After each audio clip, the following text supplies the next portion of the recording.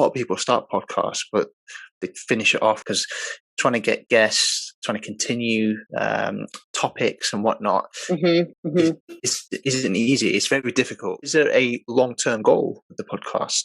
Sure. I mean, definitely at first I kept it I started to tell my friends stories and have a resource out there that's just not available and something interesting that wasn't being produced.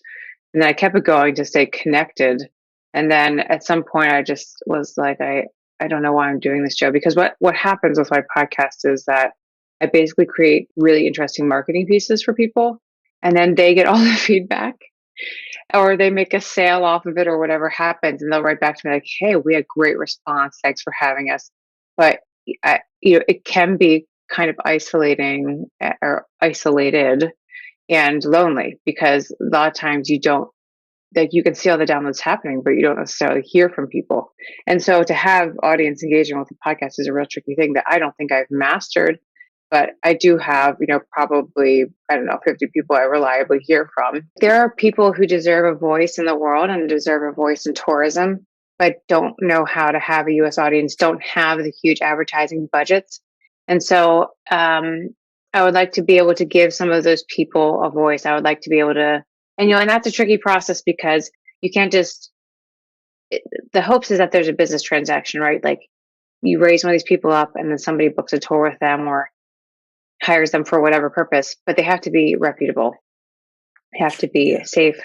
They actually have, like, you can't show up after having paid how much money and then have no one be there. Or however the situation happens. And so I'd like to give voice to people who, I don't want to be the judge here, but people who should have a voice and people who maybe aren't in the travel industry, but they're tangent and really can offer something to it. So for example, I did an episode with Nigel Hetherington. Nigel runs Past Preservers, pastpreservers.com. And he actually wrote the UNESCO World Heritage Preservation Plan for the Valley of the Kings.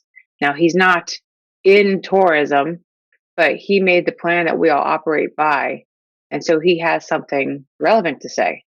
And so I'd like to bring voices into the tourism sector that aren't just people who are, we'll get into this, I'm sure, but influencers or people who have traveled to 140 countries or all, if you're saying 200 or 198 or whatever the country count is at the time and all 50 states, that's not necessarily expertise. Don't forget to subscribe to my channel and hit the bell button to never miss an episode, and follow me on all of my social media platforms.